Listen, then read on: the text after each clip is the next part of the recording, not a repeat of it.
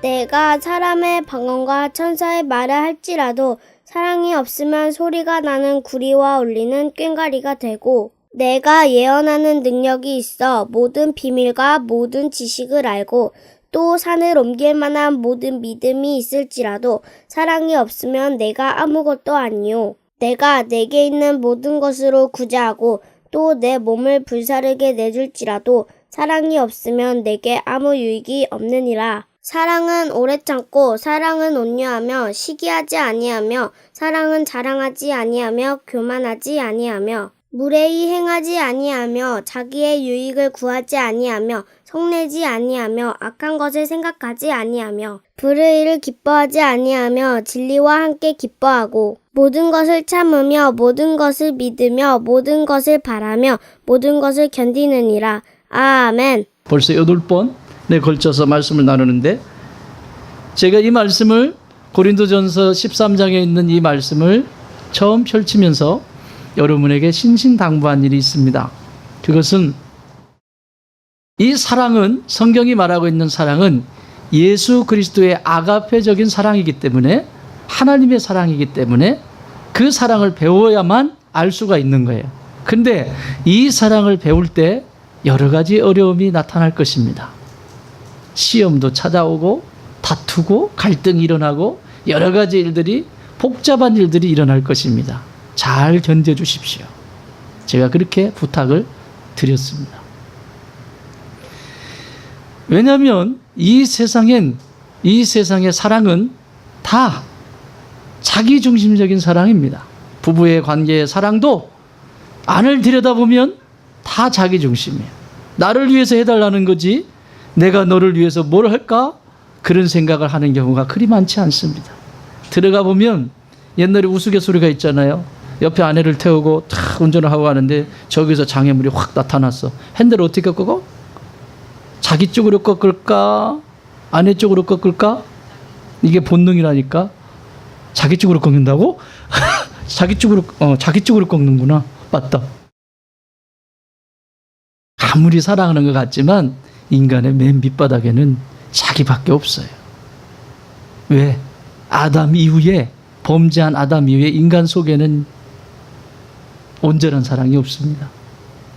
그래서 성경이, 하나님께서 우리에게 가르쳐준 이 사랑을 제대로 알고 제대로 배우지 않으면 온전한 사랑을 할 수가 없어요. 옆에 있는 사람, 그 사람 아무리 나에게 잘해줘도 글쎄요, 너무 믿지 마세요. 언제 그 배우자가 언제 나를 힘들어할지 몰라. 왜냐하면 이 세상은 이 땅에 거짓 사랑에 익숙해져 있습니다. 그래도 그나마 조금 하나님의 사랑을 표현하고 있는 게 부모와 자식 간의 사랑이에요. 사실은 부부관계가 이래야 되거든. 부부관계가, 부부는 몇 촌? 무촌. 부모와 자녀는? 근데 왜 일촌에 그렇게 집착하세요? 무촌에 신경을 쓰셔야 돼요. 무촌. 부부는 무촌이에요. 그래서 그 안에서 하나가 되어지고 그 안에서 예수 그리스도의 사랑이 전해지고 나눠지고 풍성해질 때 이 1촌도 2촌도 3촌도 4촌도 6촌도 가는 거예요. 거꾸로 가니까 지금 이 세상은 참 무지하죠. 여러분들은 결코 그런 일이 없기를 바라요. 아무리 어려워도 무촌 관리 잘하세요. 아멘. 그만큼 격이 없어요. 그래서 너무 가까워서 소홀히 하고 함부로 할 수 있어요. 너무 가까워서. 그런데 너무 소중한 존재예요.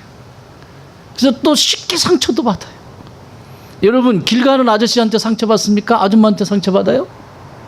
아니에요. 가장 가까이 있는, 나를 가장 아껴주고 나를 사랑해줄 그 사람을 통해서, 이렇게 얘기하면 리얼하지 않군요. 그 인간을 통해서 내가 상처를 받아요. 상처를 받기도 하고 상처를 주기도 하고.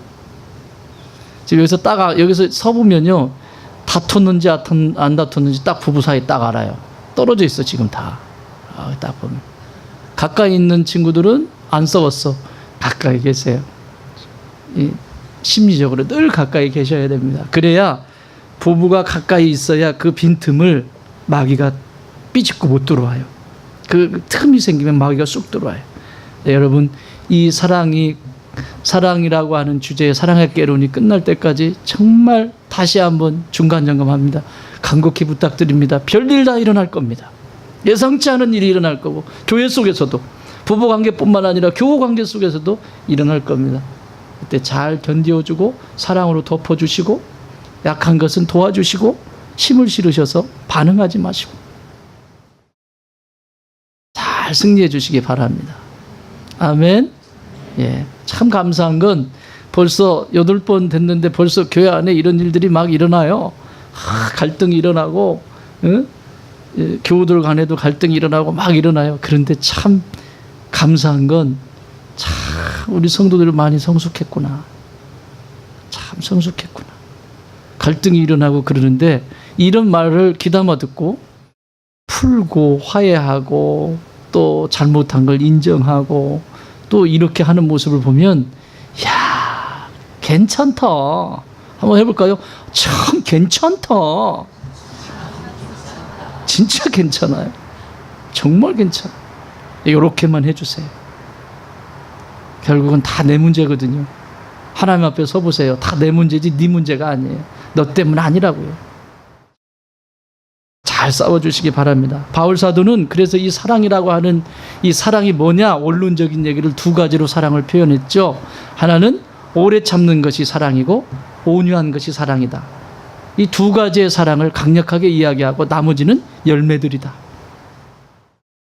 오래 참는다고 하는 것은 선택에 항상 연결이 돼 있다. 내가 그 사람을 선택했기 때문에 끝까지 참아내야 돼요. 그게 사랑이야. 누가 선택했다? 내가 선택했다. 근데 오늘날 선택해놓고도 책임을 지려고 하지 않아. 무책임해. 그러니까 깨지는 거예요. 아무리 힘들어도. 그래서 이 오래 참는다라고 하는 단어는 남성 명사예요. 남성 명사이기 때문에 남자들은 형제들은 가정에서든 어느 곳에 있든지 형제들은 터가 되어줘야 돼요. 무슨 일이 있어도 지켜내셔야 돼요. 견뎌내셔야 돼요. 그리고 그에 따른 열매들이 오늘 마지막으로 보게 될 모든 것을 바라고에 쭉 나와 있는 모든 것을 참고 참는 게 뭐라고 그랬어요? 지붕이 되어주는 거라고 그래요. 이거는 여기서부터는 여성 명사야. 아무리 무슨 일이 있어도 가정 안에서 자녀들과 든든하게 다 남편들이 일할 수 있도록 마음껏 활동할 수 있도록 딱 지붕이 되어주셔야 돼요. 맨날 날카로워가지고 그냥 시비 걸려고 아주 태어난 인간처럼 그냥 그러면 안 돼요. 지붕이 되어주셔야 되고 또 믿어주셔야 되고 내 생각에 아무리 옳은 것 같고 그럴듯한 것 같아도 남편의 권위를 인정해 주시고 그것을 조율하는 방법을 찾아야 되지 무시하거나 그러면 그 사랑은 이루어질 수 없다.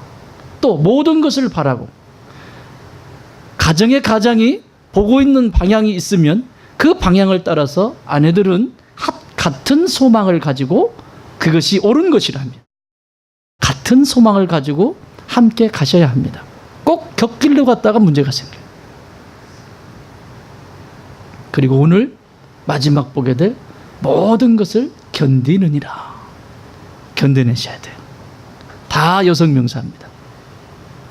남성은 터가 되어주는 거고 여성은 그곳에서 만들어 가셔야 되는 부분이 있는 것이죠.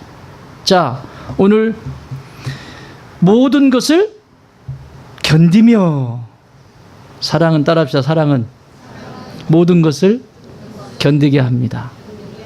자, 이 견딘다라고 하는 이 사랑을 오늘 배워보도록 하겠습니다. 여러분, 철이 크게 몇 가지 종류가 있죠? 3가지 종류가 있습니다. 철. 가장 부드러운 철을 순철이라고 말하고 이름 아니야. 요즘 애 이름이 김순철, 박순철 이런 이름 아니에요. 순철이가 있고 그 다음에 여러분 이런 기계 제품들을 만드는 기계들 순철은 이제 저런 거 그냥 부드러운 거 휘어지는 거 이런 거 기계나 공구들을 만드는 철은 강철이라고 말합니다. 옛날에 주몽에서 나왔죠. 강철검을. 안 보셨군요. 강철이라고 합니다. 그런데 가장 강한 철을 뭐라고 부를까요? 응?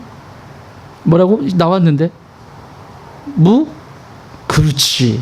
무쇠팔, 무쇠다리, 로켓 주먹. 무쇠를 주철이라고 합니다. 이 세 종류가 크게 세 가지가 있는데 이 강도에 따라서 구분을 합니다. 순철이냐, 강철이냐, 제일 단단한 주철이냐. 다 이름 같으네. 그런데 이 철의 강도를 결정하는 것이 뭐냐? 탄소입니다. 탄소의 함유량이 얼만큼 들어가냐. 자, 예를 들면 순철은 탄소 함유량이 0.2% 이하 정도 들어가면 순철이라고 말합니다. 그 안에 들어간 프로테이지가 어떻게 되냐에 따라서 달라요. 강철은 2.0 이하, 0.2 이상 요 정도. 내가 산업을 전공한 게 아닌데 지금 여기 또 잘난 척하는 것 같아서 여러분 또 아시는 분 계세요? 그럼 내 마음대로 하니까 여러분이 아시면 제가 제 마음대로 할 수가 없잖아. 그리고 주철은 0.3 이상이 돼요. 0.3에서 0.4. 여러분 이제 이건 주철이 되는 거예요. 무쇠. 그런데 제가 이 얘기를 하려고 하는 것이 아니라 쇠의 입장에서 탄소가 들어오면 들어올수록 고통스러울까요? 편안할까요? 네? 탄소가 나는 그냥 그냥 녹아있는 쇠예요. 그냥 이렇게 흘러가는 게 좋아요. 근데 거기에 탄소가 들어오면서 응고가 되는 거거든요. 쇠의 입장에서는 그냥 녹아있는 게 좋아요. 이렇게 용암처럼. 그런데 거기에 탄소가 들어온다는 것은 쇠의 입장에서는 불편하게 그지없습니다. 많이 들어오면 들어올수록 더 불편해요. 근데 여러분 강도는 어떻게 되죠? 많이 들어오면 들어올수록 강해져요. 할렐루야. 여러분 인생도 똑같아요. 신앙의 여정을 걸어가면서 조금만 힘들면 피해버리고 조금만 힘들면 피해버리고 또 가정을 거느리고 가정생활을 하면서도 조금만 힘들면 피해버리고 조금만 힘들면 피해버리고 언제 주철이 될래요? 여러분 자녀 이름을 주철이라고 지으세요. 김주철, 박주철, 이주철, 정주철.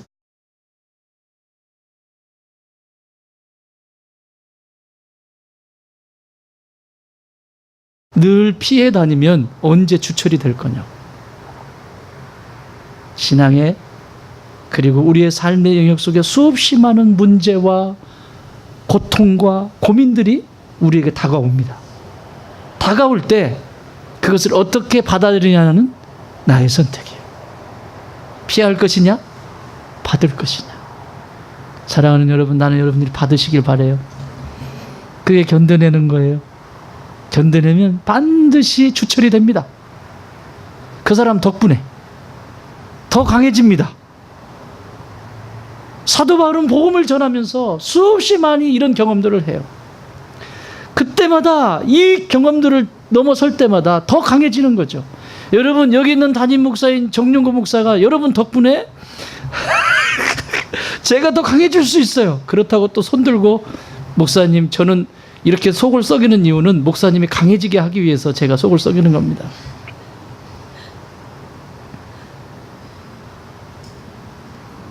교회 속에서도 사역을 맡으면 사역이 안 하고 아웃사이드에 있으면 그런 경험을 못 해요. 그래서 빨리 성장하셔서 목장직이 되시고 그런 중요한 자리에서 하나님의 기쁨을 위해서 섬기시는 자리에 있으셔야 합니다. 일꾼이 되셔야 돼요. 그래 보면 알아요. 그게 뭔지. 주철이 되기까지 움직여가는 거죠. 그것은 모두가 그 주철이 되기까지 이 쇠는 견뎌냈어요. 자, 오늘 이 견딘다라고 하는 단어도 휘포메노라고 하는데, 휘파람 할 때 휘포메노라고 하는 단어인데, 두 가지가 모여서 한 단어를 이루는 합성어입니다. 휘포라고 하는 전치사와 메노라고 하는 동사가 만났어요. 그래서 한 단어를 이루었습니다. 조금 힘든 거 설명 좀 하고 갈게요. 휘포라고 하는 이 전치사는 소유격으로 쓰임받을 때가 있고 목적격으로 쓰임받을 때가 있어요. 소유는 뭐죠? 그냥 말 그대로 소유. 누구 어떤 것의 소유가 될 때 이 전치사를 쓴다고요. 또 목적이 될 때, 그것이 어떤 목적이 될 때 쓰는 거 목적격이라고 합니다. 근데 소유로 쓰임받을 때 소유로 쓰임받지만 장소적인 개념이 들어갈 때는 뭐뭐뭐의 아래 이렇게 표현을 하고 단어로 쓰임받고, 또 목적격으로 사용되면서 장소적인 개념이 들어올 때 뭐뭐로 향하여, 그리고 목적격으로 쓰임받으면서 시간적인 것에 사용될 때는 뭐뭐에 의해서 이렇게 돼요. 메노라고 하는 단어는 세 가지 영역에 이것도 포함이 되어 있는데 따라합시다. 관계적, 장소적, 상황적. 다 달라요. 쓰는 표현이. 사람과의 관계적에서 일어나는 단어로 쓰임받을 때는 참다. 여러분, 사람과의 관계가 문제가 생겼을 때는 참으셔야 합니다. 내가 하고 싶은 거 다 토해내면 심각한 문제가 생깁니다. 여러분, 인간은 그렇게 강한 존재가 아닙니다. 내가 있는 이 상처를 배우자에게 혹은 사람에게 그걸 쏟아부으면 받을 그릇이 된다, 안 된다? 안 된다. 그런데 나의 하나님, 나의 아버지, 나를 사랑하시는데 주님께 내 속에 그 답답한 걸 토해내면 그분은 받을 수 있다, 없다? 근데 거꾸로 해요. 그래서 꼭 시험 들고 고통당하고 어려워하는 사람들의 특징은 이것을 성경의 반대편에서 합니다. 정작 나를 사랑하시고 나의 체질을 하시고 내 삶의 앞으로 미래까지 하시는 그 하나님 앞에 내 속에 이 불편하고 고통스럽고 속상한 것을 토해내면 될 거를 누구에게 해요? 거꾸로? 얘는 감당할 수 있다, 없다? 없다. 그래서 또 다른 상처를 만들어가. 수없이 많은 상처를 만들어가. 이게 관계적인 사용될 때라 매너예요. 두 번째 뜻은 장소적으로 사용될 때. 장소, 공간이죠, 공간. 여러분, 가정이라고 하는 공간, 교회라고 하는 공간이 있어요. 그러면 그 공간 안에서 공간이 있다는 건, 주어졌다는 건 같이 산다는 얘기예요. 그렇죠? 그 공간을 내가 떠나버릴 수도 있어요. 이런 거 그리고 딱 떠나버릴 수 있어요. 그렇지만 하나님께서 그 장소적인 그 공간을 허락하셨을 때 이 메노라고 하는 이 견디다의 동사적인 의미는 머물다, 이런 뜻입니다. 떠나라, 머물러라.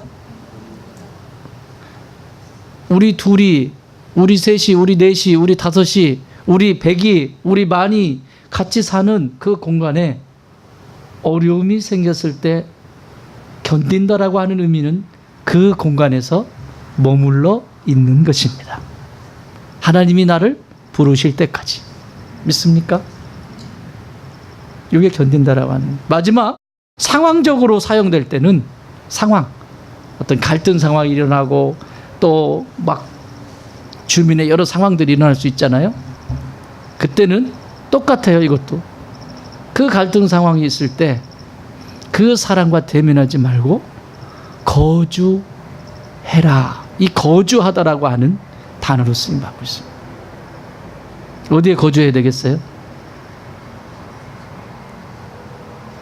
그래서 요한복음 15장 7절에서 예수님이 뭐라고 말씀하세요? 너희가 내 안에 거하고, 그게 무슨 말이냐면 너희가 내 안에 거주하고 내 말이 네 안에 거하면 무엇이든지 원하는 대로 구해라. 그리하면 이루리라. 아멘. 거하셔야 돼요. 떠나면 안 돼요. 이 두 단어가 합쳐진 거예요. 영어도 마찬가지입니다. endur라고 하는 이 견디다라고 하는 단어는 자동사로 쓰임당할 때, 타동사로 쓰임당할 때 달라요.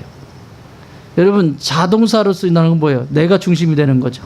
타동사는 타의 외부의 환경이 중심이 되는 거예요. 타동사로 쓰임받을 때 이 endur라고 하는 단어는 뭐뭐에 견디어내다. 어떤 상황에 대해서 견디어내다. 그리고 지탱하다. 이런 뜻을 가지고 있어요. 외부의 상황이 있으면 그걸 어떻든 견뎌내야 돼요. 피하면 안 돼요. 여러분, 피하면 안 돼요. 내 편한 대로 결정해버리고 내 편한 대로 안 돼요. 피하지 마세요. 견뎌내셔야 돼요. 지탱하셔야 돼요. 그런데 내 힘으로 된다 안 된다? 안 된다. 인정하셔야 돼요. 나의 등 뒤에서 뭐라고요? 나의 등 뒤에서 뭐라고? 나를 도우시는 분. 나의 등 뒤에서 나를 도우시는 분. 가만히 뒤돌아보면 여전히 계신 주. 매일처럼 넘어지고 있을 때 나를 손잡아 주시네. 찬양은 잘하지. 일어나 걸어라. 내가 너를 도우리라. 아멘. 안 돼. 근데 자동사, 자기의 입장에서 쓰일 때 이 단어는 이런 거예요. 계속해서 지속되다. 포기해라, 지속해라. 그런데 이 세상은 지금 너무 익숙합니다. 포기하기. 너무 이건 세상의 논리고 세상의 방식이 이 교회 안에도 수없이 많이 들어와 있어요. 하나님 중요하지 않습니다. 말씀 중요하지 않습니다. 내가 중요합니다. 내가 중요한데 어떻게 하나님이 일하실 수 있겠습니까? 내가 사라져야 하나님이 일하실 수 있는데. 자, 오늘 하나님의 말씀인 성경은 이 세 가지의 영역, 장소와 상황과 그리고 관계적으로 어떤 일이 일어나는지 그 상황에 대한 어떻게 견딜 수 있는지에 대한 해답을 성경은 우리에게 말씀해 주고 있습니다. 그 해답 또한 세 가지로 정리해 볼 수 있겠죠. 오늘은 오늘과 다음 주 두 번에 걸쳐서 이 말씀을 나눠보도록 하겠습니다. 우리가 이 세 가지의 영역을 견뎌낼 수 있으려면 세 가지 잊지 말아야 될 영역이 있습니다. 한번 따라해 볼까요? 내 영혼의 집을 잊지 마라. 내 영혼이 어디로 가야 되는지 영혼의 집을 잊어버리면 다 잃어버리는 거예요. 영혼의 집을 잊지 마십시오. 휘포가 매노와 만나면서 몸 아래에 참다. 그래서 견뎌내다라고 하는 의미를 가지고 있단 말이에요. 뭔 말에 참아내. 근데 그 참는 것이 내가 참는 게 아니에요. 인생의 애정 가운데서 아무리 힘든 사람, 불편한 공간 속에서도 생명 대신 여호와 하나님 아래에서 참아내는 것을 말하고 있어요.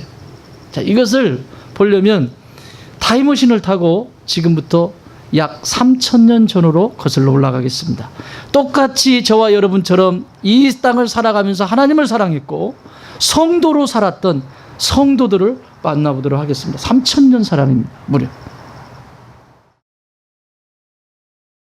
이스라엘의 역사 가운데 모세가 죽고 여호수아가 죽으면서 이스라엘은 혼란 가운데 빠지게 됩니다. 그리고 이 혼란 가운데 빠진 그 시대를 뭐라고 부르죠?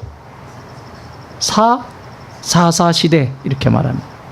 그냥 여기저기서 그냥 일어나서 지가 막 리더십을 발휘하고 막 이렇게 쓰는 거예요. 사사 시대라고 말합니다. 근데 이때의 분위기, 이때의 상황을 사사기 17장 6절에서 이렇게 말씀합니다. 그때에는 이스라엘에 왕이 없으므로 사람마다 자기 소견에 옳은 대로 행하였더라. 누구의 소견대로? 자기 소견. 이걸 바꿔 말하면 나름대로 여러분 신앙 중에 제일 무서운 신앙이 뭐예요? 나름대로. 나 나름대로 교회를 섬겼고 나 나름대로 이렇게 했고 나 나름대로 이렇게 했다. 이건 바로 시험에 들게 되어 있습니다. 어려움이 찾아오면. 이 사사시대가 그런 시대였다는 거죠. 자기 소견에 오른 대로. 자기 중심인 거예요. 여러분, 말씀대로여야 합니다. 따라합시다. 말씀대로 봉사하고, 은혜대로 봉사하고, 섬기자.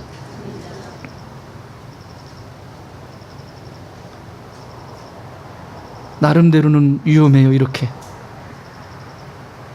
쉽게 말하면 나름대로 신앙생활을 했다는 얘기예요. 이런 가운데 하나님께서 이스라엘을 구원하시기 위해 한 사람을 예비하고 계셨습니다. 그 사람의 이름이 사무엘입니다. 그런데 이 사무엘은 지금 아직 태어나지 않았습니다. 근데 이 사무엘을 하나님께서 이스라엘의 질서를 잡기 위해서 보내시려고 준비를 하시는데 한 사람을 찾습니다. 그가 누구죠? 한나입니다. 자, 그러면 질문할게요. 한나를 선택하셨으면 쉽게 아이를 빨리 주셔서 낳게 하시지, 아이를 주시질 않습니다. 한나는 아이가 없는 것 때문에 부르짖고 있습니다. 사무엘상 1장 4절에 보면 이렇게 기록하고 있습니다. 엘가나가 제사를 드리는 날에는 제물의 분깃을 그의 아내 분인나와 그의 모든 자녀에게 주고. 여러분, 분인나라고 하는 아내는 후처입니다. 한나는 전처가 아니지, 본처입니다. 본처. 그런데 이 엘가나라고 하는 남편은 누구보다도 한나를 사랑했습니다. 그러니까 하나도 힘든데 왜 둘씩 데리고 그렇게. 형제님들, 둘 못 데리고 살아요. 꿈 깨세요. 아예 하나도 힘든데 둘을 지금 데려다 놨으니 이게 사단. 그런데 엘가나는 누구를 사랑해요? 한나를 끔찍히 사랑해요. 그게 막 성경 구절구절이 있어요. 분인나는 이미 아이를 낳았어요. 자녀를 낳았다고 지금 성경 기록하고 있잖아요. 그런데 이 후처가 자식들보다 후처에게 주는 것보다 엘가나는 한나에게 갑절을 줍니다. 5절에서 이렇게 말씀합니다. 사무엘상 1장 5절. 한나에게는 갑절을 주니 이는 그를 사랑함이라. 갑절을 줘. 다 얼마나 사랑해. 갑절. 여러분, 성경에 갑절이라고 하는 표현이 잘 나와요. 갑질이 아니고 갑절. 사랑할 때 쓰는 표현들이에요. 이게 다 내가 너를 특별히 사랑한단다. 그래서 장자에게는 갑절의 유산을 물려주는. 갑절. 근데 이 갑절의 사랑을 주었는데, 여러분, 갑절의 사랑을 주면 뭐합니까? 한나의 문제는 지금 뭐예요? 아이를 갖지 못하는 문제죠. 여러분, 이 시대는 아이가 없다라고 하는 것은 미래가 없다는 거예요. 오늘날처럼 이런 건 줄 아세요? 여러분, 이 시대에는 자녀가 많은 것이 축복이에요. 지금 역시도 마찬가지입니다. 보십시오. 키울 때는 힘들지만 자녀들이 커보세요. 그 아이들이 얼마나 행복해하고 깔깔대고 웃고 신나고 행복해요. 여러분, 그게 나가 아닙니까? 그런데 이 마귀란 놈이 이 현대인들 머릿속에 뭐를 뿌려놨냐면, 계산은 얼마나 빠른 줄 몰라. 이 머리들이 기가 막히게 빨라. 은혜를 그렇게 받았으면 좋겠어. 딱 머리가 돌아가. 한 사람을 매스컴에서 한 사람을 대학까지 졸업시키는데 몇 억이 들어간대더라. 딱 통계를 이제 뽑아서 매스컴에 한번 딱 던지지, 마귀가. 그러면 그걸 다른 것은 크게 안 들어. 어디 구제하고 어디 뭐하고 이런 그런 게 막 크게 들려. 그러면 내가 평생 벌어봐야 저 돈을 벌기가 힘든데 어떻게 한 명 키우기도 힘들겠다. 답 나오잖아. 그럼 둘 낳아요, 안 낳아요? 두 번째부터는 심각하게 고민하는 거예요. 가르칠 수 없어요. 그거 하나 키우는 것 때문에 둘 키우는 것보다 더 많이 들어가는 거 알아요? 바보들이 그걸 몰라. 그 하나 키웠어요. 그런데 둘, 셋 키운 것보다 돈 더 들어가는 거 알아요? 심각한 문제가 발생합니다. 마귀는 그럴듯하게 이렇게 만들어 놔요. 속지 마십시오. 젊은 친구들, 아직 가능성이 있는 분들은 힘을 내십시오. 하나님 내게도 사무엘과 같은 생명을 주시옵소서. 아멘. 에휴. 많으면 많을수록 좋아요. 걱정하지 마세요. 예. 진짜 교회 안 나온다고 하겠네 이제. 아이가 없다라고 하는 것은 이렇게 큰 고통이에요. 이 문제가 한나에게는 제일 큰 문제예요. 남편이 아무리 사랑하고 아무리 아껴줘도 소용없어. 그 뒤에 이렇게 써 있습니다. 5절 그 뒤에 그러나 항상 이 성경에 but 나오는 게 이게 중요해요. 그러나 그렇게 사랑했는데 사랑해줬는데 그러나 여호와께서 그에게 임신하지 못하게 하시니. 누가? 하나님이 무슨 해방꾼입니까? 왜? 선택하셨다며. 그런데 왜 태문을 닫아버리시냐고. 여러분 상식적으로 생각해 보세요. 지금 엘가나는 한나를 사랑합니다. 그러면 분인나는 어쩔 수 없이 그냥 후처 받아들여서 자녀를 낳았어요. 왜냐하면 자녀를 이어야 되거든요. 가문을 이어야 되거든요. 한나의 허락이 있었을 거예요. 허락 없이는 되질 않습니다. 본처의 허락 없이는 후처를 받아들일 수 없습니다. 그런데 그래서 자녀를 낳았는데 여러분 엘가나가 한나와 동침을 많이 했겠습니까? 분인나와 동침을 많이 했겠습니까? 형제님들 누구와 동침을 많이 했겠습니까? 1번, 2번. 이런 바보들 봐라.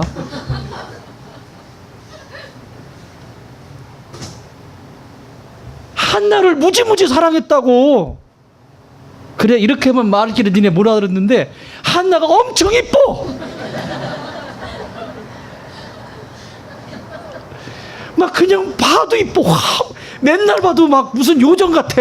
막 맨날 봐도 내 안에는 방귀도 안 끼고 맨날 봐도 그냥 요정 같아. 그냥 누구한테 먼저 누구한테 많이 가겠니? 그렇지. 그렇게 얘기해야 돼요. 확 와닿는구만. 한나와 동침에서도 더 많이 했을 겁니다. 그런데 하나님은 한나의 태를 닫아버립니다. 그리고 분인나에게 자녀를 허락하셨어요. 왜 하나님이 이렇게 하셨을까? 여러분 우리 인생에서 이런 일들이 내 영혼을 하나님께서 가꾸시기 위해서 다시 내 영혼을 깨끗하게 하고 회복시키기 위해서 우리의 삶에 이런 일들이 비일비재합니다. 그런데 쉽게 결정해버리죠. 자, 한나가 어떻게 대처하는지 보십시오. 자, 이건 고통이에요. 더군다나 7절에 보면 이런 얘기가 있어요. 여호와의 집에 올라갈 때 남편이 그같이 분인나 남편이 사라졌어. 남편이 올라갈 때마다 분인나가 그를 격분시킴으로 그가 울고 먹지 아니하니. 남편이 없을 때 이 분인나가 후처가 깐족깐족되는 거예요. 남편이 있을 때는 고문고문하다가 남편이 없으면 애도 못 낳는 게 막 이러고 다니고 깐족깐족되는. 분인나가 그를 격분시킴으로 그가 울고 먹지도 아니하니. 그래서 갔다 와서 남편이 그랬더니 8절에서 그의 남편 엘가나가 그에게 이르되 한나여 어찌하여 우냐 어찌하여 먹지 아니하냐 어찌하여 그대의 마음이 슬프냐 내가 그대에게 10 아들보다 낫지 않냐 난 당신만 있으면 돼 자녀 못 낳아도 돼 괜찮아. 여러분 같으면 어떨 것 같아요? 이 정도면 이제 포기하지 않겠어요? 그래? 알았다. 혀 짧은 소리 하지. 알았죠 이러면서.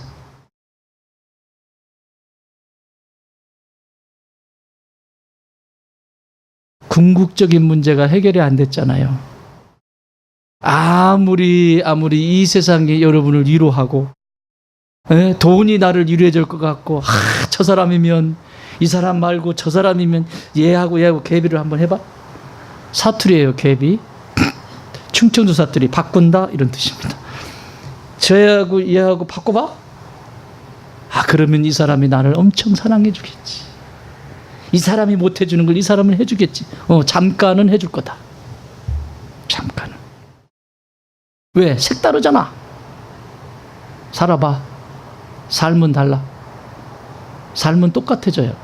결국 삶은 똑같아져요. 문제는 4개 있어요. 자, 이 정도면 이렇게 사랑하면 한나는 포기할 만도 합니다. 그런데 한나는 궁극적인 문제가 해결이 안 됐어요. 남편이 곁에서 아무리 위로해주고 자기를 그렇게 사랑해 주는데도 그녀는 이 문제를 가지고 자신의 영혼의 아버지가 되시며 남편이 되시고 진정한 남편이 되시고 친구가 되시는 주의 성전을 찾습니다. 이 억울함과 이 분통함과 이 눈물을 가지고 성전을 찾습니다. 왜? 그곳이 내 영혼의 집이기 때문입니다. 자신의 영혼의 집을 지금 찾은 거예요. 사무엘상 10장 10절에서 그 아버지의 집에 가서 이렇게 기도합니다. 한나가 마음이 괴로워서 여호와께 기도하고 통곡하며, 마음이 뭐해서? 아주 깊은 어떻게 할 수 없는, 표현도 안 되는, 남편도 모르고 이 세상이 모르는, 아무것도 모르는, 아무도 내 이 속에 있는 이 기쁜 것을 아무도 모르는데 그 모르는 그것을 가지고 아버지 앞에 가는 거예요. 진짜 남편에게 가는 거예요. 나의 주님이 되신 그분께 가는 거예요. 여러분, 여기 위핑, 비틀리, 완전히 비틀어 버렸어. 그래, 쓰디쓴, 눈물이라는 뜻이. 얼마나 눈물이, 여러분, 눈물 진짜 원통에서 흘리는 눈물 흘려보면 그게 짜든가요, 쓰든가요? 안 해보셨군요. 나는 당해봤어. 자, 내가 잘못하고 아무것도 목회하기 전에, 사회생활할 때 써요. 눈물이 짠 것을 지나서 씁니다. 그렇게 성경이, 영문 성경 그렇게 표현하고 있다니까요.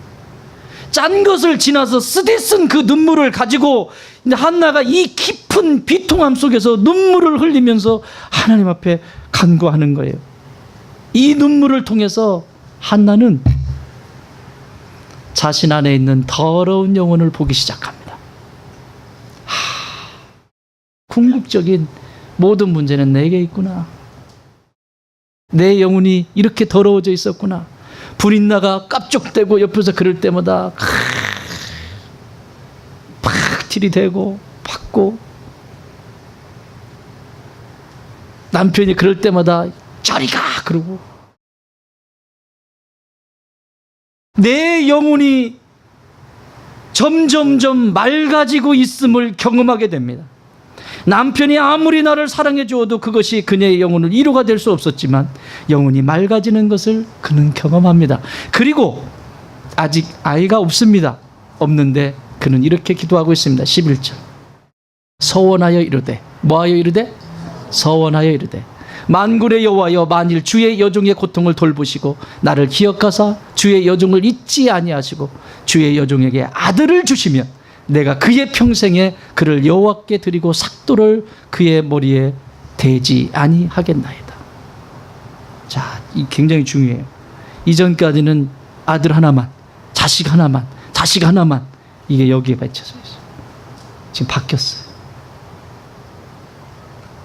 그 자녀 또한 하나님이 주시든 아니 주시든 그 자녀 또한 당신 것입니다. 요 고백을 하나님은 듣고 싶으신 거예요. 사무엘과 같이 위대한 인물을 낳기를 원하십니까? 여러분, 삶 속에서 정말 고통스럽고 처절하고 그런 이 문제만 사라지면, 이것만 사라지면, 이것만 없어지면 하는 뭔가 있습니까? 왜 그것을 하나님이 허락하실까요?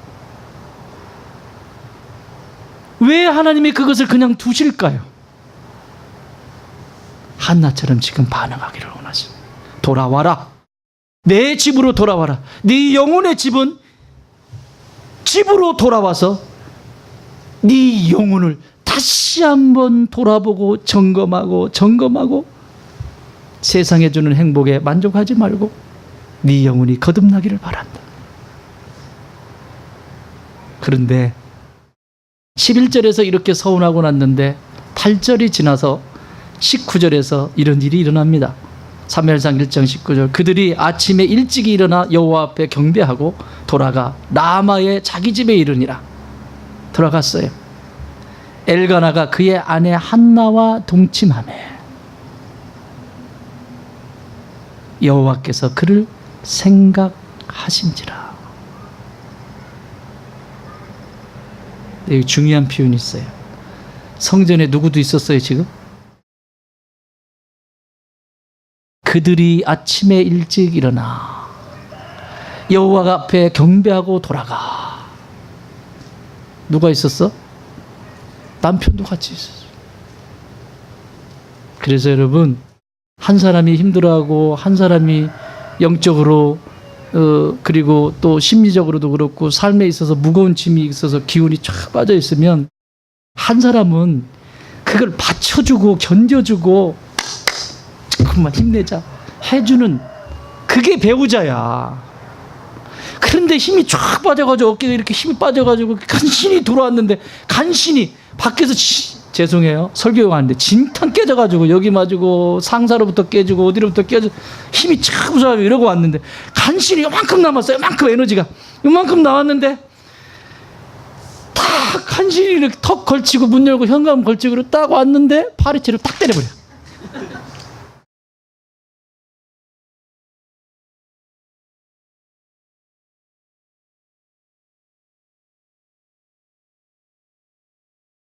그래서 못 사는 거야. 그래서 내가 나를 보면 내가 어떤 사람인지 알잖아. 하나님은 하실 수 없어서가 아니라 나의 영혼이 더 맑아지도록 가꾸시고 계시는 가운데 요게 눈이 열려서 보이면 하나님께 돌아와서 거듭난 인생을 삽니다. 하나님이 생각하시고 아이를 주시잖아요. 그게 사무엘이에요. 히포메노, 견디는 사랑을 아는 성도는 아무리 어려운 사람 그리고 아무리 어려운 공간에서도 예수 그리스도의 십자가 아래에서 그 사랑 안에서 참아낼 때 그것이 내 영혼을 더욱 맑게 한다는 사실을 기억하고 있는 사람. 힘든 일 있습니까? 여러분의 영혼의 집을 찾으십시오.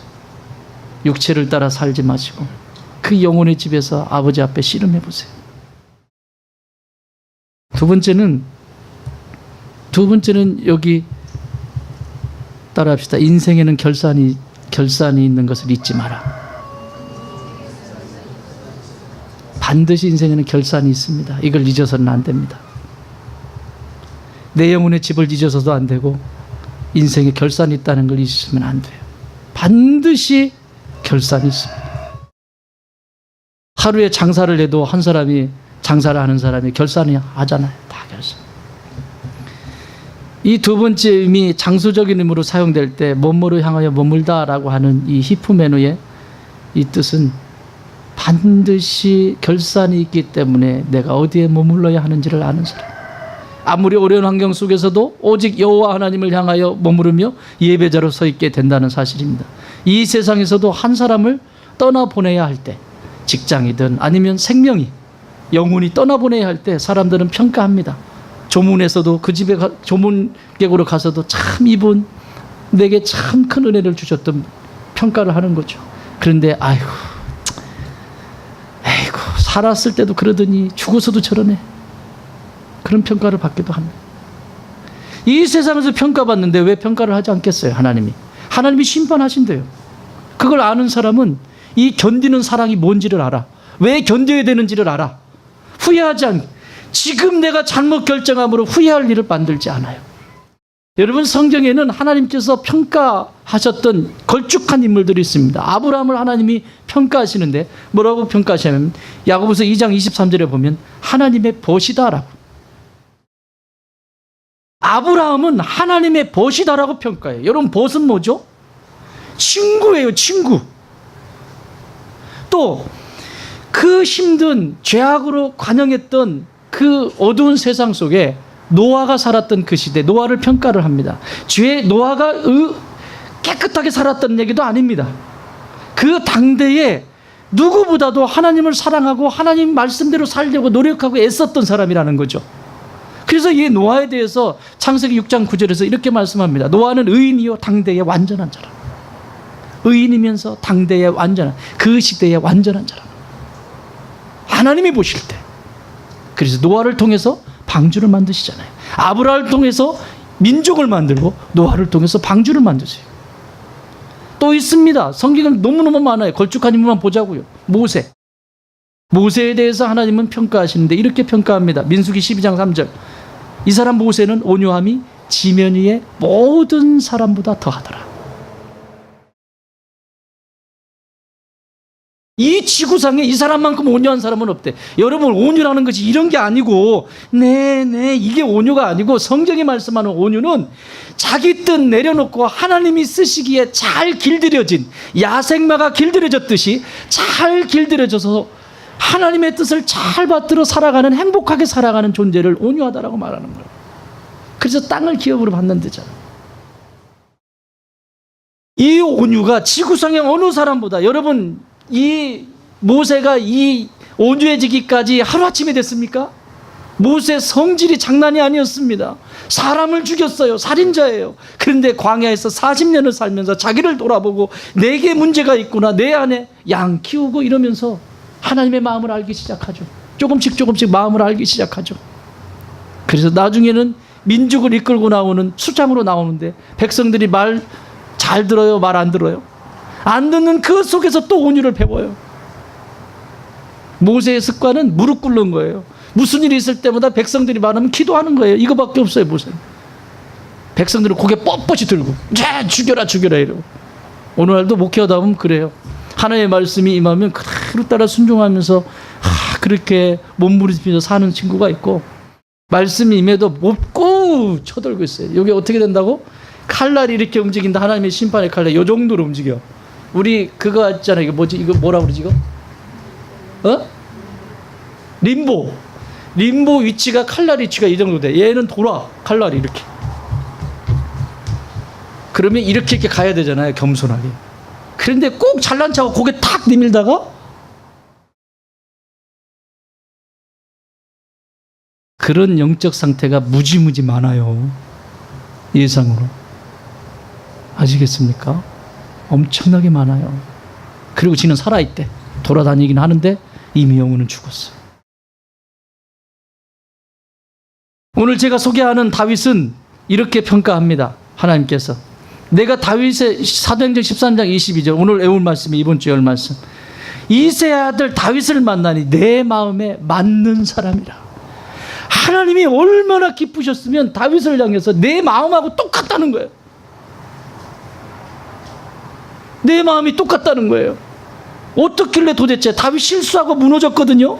그럼에도 불구하고 실수할 때마다 하나님이 또 나아가서 다시 회개하고, 주여 내 영혼을, 하나님 내게 성령을 거두지 말아 주십시오. 내가 죽어도 좋습니다. 내 생명 지금 거둬도 좋지만 내 안에 계신 하나님의 영 거두지 말아 달라고. 그렇게 피눈물 나도록 기도하잖아요. 성도의 가장 아름다울 때의 모습이 뭐라고요? 내가 순간 잘못 선택할 수 있어요. 잘못 갈 수 있어요. 그러나 하나님이 말씀하셨을 때 무릎 꿇어 주여 내 안에 계신 성령을 거두지 말아달라고 다윗처럼 기도하는 사람, 회개하는 사람, 그 사람을 하나님이 쓰시는 거예요. 그 사람이 하나님의 마음에 맞는 사람이라고 하는 거예요. 자, 다윗을 봅시다. 다윗이 전쟁터가 일어났어요. 전쟁이 일어났는데 골리앗과 싸워요. 싸우는데 지금 다윗은 소년이에요. 힘도 없어요. 창 들고 막 이렇게 나갈 힘도 없는 소년이에요. 그런데 무슨 소리를 들어요? 이스라엘 군대를 모욕하고 여호와 하나님의 이름을 모욕하는 골리앗이, 그 소리를 딱 듣는 순간 그때의 장면을 성경이 이렇게 기록하고 있습니다. 사무엘상 17장 23절. 그들과 함께 말할 때 마침 뭐라고요? 마침 블레셋 사람의 싸움 도두는 가드 사람 골리앗이라 하는 자가 그 전열에서 나와서 전과 같은 말을 하며 다윗이 들으니라. 이 본문은 다 빼버리고 마침 들으니라. 이거면 충분해. 여러분, 그 소리가 하나님을 욕하고 하나님의 군대, 여호와의 군대를 욕하고 그러는 소리가 마침 다윗이 거기 있을 때 다윗의 귀가 들렸더라고요. 다윗의 귀에. 여러분, 어떤 사람은 그게 보여도 모르고 그냥 지나가는 사람이 있어요. 근데 어떤 사람은 하나님의 역사, 하나님의 그 놀라운 그 운행하심을 그때마다 놓치지 않고 딱 붙잡는 사람이 있어요. 이렇게. 다윗이 그날 심부름 갔다가 들은 겁니다. 심부름 갔다가 다윗에게 이게 크게 들린 거예요. 그리고는 다윗이 골리앗을 쓰러뜨리죠. 여러분, 다윗이 잘못한 게 뭐가 있어요? 이 세상에 얼마나 큰 골리앗들이 많습니까? 예? 그 골리앗 앞에서 쓰러지고 넘어지는, 아무리 해결하려고 해도 안 되는 그런 것들이 얼마나 많아요. 육체적인 문제, 부부관계, 자녀 문제, 친구관계, 정신적인 문제, 불안, 염려, 근심, 고통. 내가 어떻게 하려고 해도 되지 않는 이 문제 어떡할 거예요? 그런데 다윗은 이런 여러 가지 어려움 속에서 그 후에 골리앗을 넘어뜨리고 사울이 다윗을 죽이려고 3,000명이나 데리고 다니면서 다윗 하나 잡으려고 전쟁 중인데도 몇 명? 3,000명. 24장, 사무엘상 24장 2절에 보면 사울이 온 이스라엘에 택한 사람 3,000명을 거느리고 다윗과 그의 사람들을 찾으러 들림소 바위로 가요. 3,000명을 거느리고 다윗 하나 죽여버리겠다고. 사울은 지금 자신이 삶의 인생의 결산이 있다는 걸 지금 새카맣게 잊어버리고 사는 거예요. 자기 왕권만 지키면 되고, 내가 지금 있는 이것만 내가 원하는 것만 채우면 되고, 내가 원하는 거면 충분하다는 거예요. 여러분, 이게 얼마나 무서운 건지 아십니까? 인생엔 반드시 결산이 있어요. 다윗을 죽이려고 해요. 죽이려고 갔는데 두 번의 다윗이 사울을 역으로, 하나님께서 역으로 사울을 죽일 수 있는 아주 완벽한 장면을 하나님께서 연출해 주십니다. 한 번은 10광야에 들어갔는데 저녁에 사울왕이 볼일을 봅니다. 용변을 봅니다. 용변을 보면 뭐예요? 응가를 한다는 얘기예요. 그러면 어떻게 해요? 거기 보초병들이 있어요, 없어요? 앞에 거기까지 들어가가지고 냄새 맡으면서 보초 속일 일은 없잖아. 그때 다윗이 뒤로 가서 사울의 옷을 싹 베가지고 옵니다. 그거 목 탁 치면 그냥 끝납니다. 나를 지긋지긋하게 괴롭히고 나를 쫓아다니면서 그 몇 수년 동안, 하루 이틀도 아니고 한 끼에 끝날 수 있어요. 한 끼에. 그 문제를 깨끗하게 사라지게 할 수 있다고요. 여러분, 이 세상에서는 그 문제를 깨끗하게 사라질 수 있게 했을지 모르지만, 그러고 말하지. 이건 하나님이 만드는 최고의 기회라고. 두 번째 기회는 사울이 잠을 들었습니다. 동굴에 가서 다윗 쫓아다니다가 동굴에 잠이 들었어요. 이번에는 아비새라고 하는 장수와 함께 다윗이 갑니다. 근데 왕이 잠들어 있는데 보초병들이 다 잠들어 버렸어. 있을 수 있는 일이 없는. 다 잠들었어요. 술을 먹었는지 뭐를 먹었는지 다 자요. 있을 수 없는 일. 왕에게 경계를 쓰지 않는다. 있을 수 없는 일이에요. 그런데 다 자요. 그때 아비새와 함께 사울왕 앞에 딱 갔습니다. 잠 깊이 자고 있습니다. 얼마나 피곤한지. 아비새가 말합니다.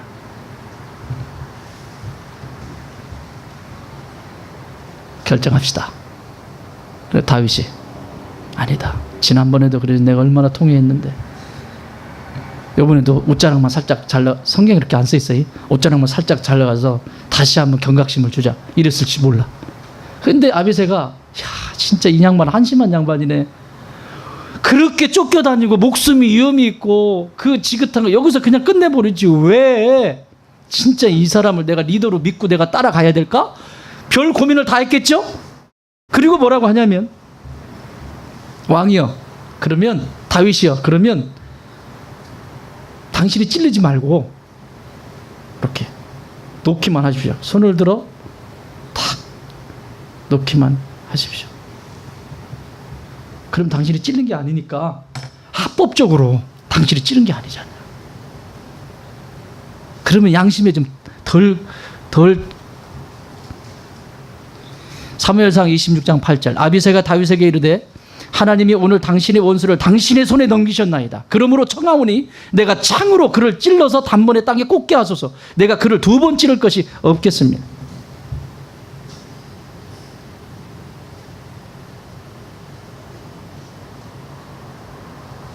안 된대요. 하지 말래요.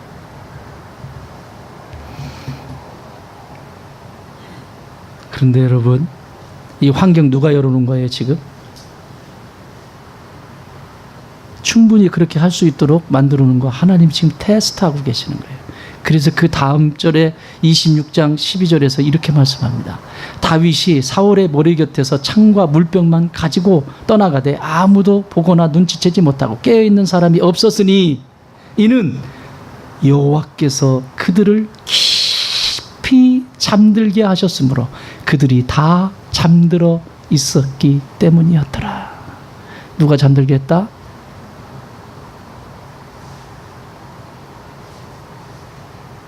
왜 하나님이 이렇게 하셨을까요?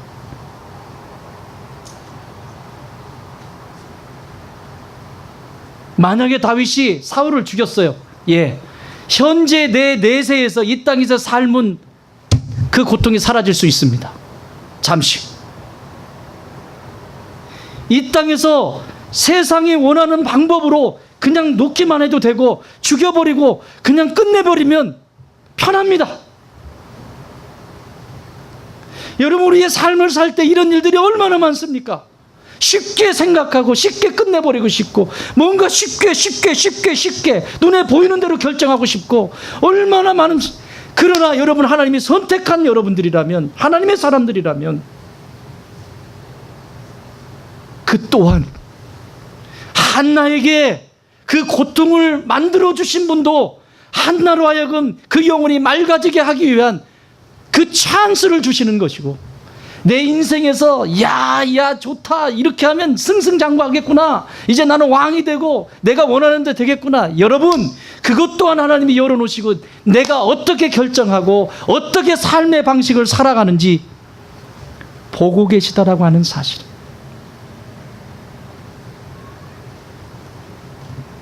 질문합니다. 사울을 죽이시겠습니까? 끝내버리시겠습니까? 쉽습니다. 간단합니다. 그러면 고통은 사라질 겁니다. 그러나 하나님은 기억하십니다. 다윗은 그 고통을 선택했습니다. 그 불편함을 선택했습니다. 그리고 그의 인생에 언제나 그의 마음속에 울려 퍼졌던 마음은 하나님 그 마음이, 하나님 아버지의 그 마음이 흘러가는 곳에 내 마음도 거기 있기를 원합니다. 하나님의 마음이 의중이 어디 있는지 그 마음과 내 마음이 하나 되기를 원합니다. 내가 좀 불편하고 이 과정을 겪으면서 나에게 가르쳐 주실 것을 말씀해 주십시오. 그래서 그는 이렇게 외칩니다. 여러분, 그 유명한 수도 없이 외우잖아요. 아주 그냥 달달달 외우죠. 시 23편 1절 한번 같이 해볼까요? 여호와는, 시작, 여호와는 나의 목자시니 내게 부족함이 없으리로다. 여러분, 이게 다윗이 그냥 편안한 자리에서 누워가지고 야 오늘 하나님에 대해서 연구 좀 해볼까? 믿음에 대해서 얘기 좀 한번 해볼까? 편안한 자리에서 그것을 기록한 게 아니에요. 이런 사울과 같이 자신을 위협하고 생명을 위협하고 얼마든지 쉽게 끝내버릴 수 있는 이런 상황 속에서도 불편한 것을 선택하고 하나님의 방법을 선택하고 그러면서 뼈저리게 경험하고 경험한 것들의 마지막 노래입니다. 그래서 이 시편 23편이 그렇게 모든 사람들의 마음을 감동시켜 버리는 거예요. 여러분 자녀가 이후에 나중에 어른이 돼서 그 아이가 자신이 이성을 가지고 뭔가 판단하고 생각할 때 나에 대해서 어떻게 노래를 불러주길 원합니까? 말도 안 하고 문 열고 들어가서 문 걸어 잠그고 나오지도 않고. 왜 그래요? 안 살아낸 거예요. 하나님의 말씀이, 하나님의 사랑이 나를 통해서 얘들에게 흘러가지 않은 거예요. 다윗이 이 고백은 자신의 전 존재를, 자신의 일생을 딱 한마디로 하나님을 노래하라고 하면 이거부터 떠오르는 거예요. 여호와가 내 목자시다. 내게 이런 어려움이 있고 저런 고통이 있고 이런 눈물 나는 시간들이 있지만 그분이 내 목자가 되셔서 나는 사람들이 볼 때는 부족하다라고 말할 수 있지만 내게 부족한 것이 전혀 없었다. 믿습니까?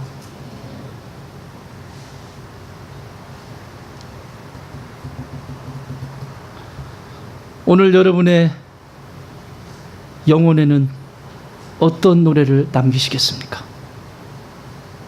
내 일생이 결산되어질 때 어떤 노래를 하나님 앞에 올려드리겠습니까? 내 신앙이 결산되어질 때, 그리고 엄마로서, 아빠로서, 성도로서 어느 곳에 있든지 내가 떠나고 난 그 자리에 어떤 노래가 자녀들에게, 성도들에게 울려 퍼지기를 원하십니까? 선택은 여러분이 하십시오.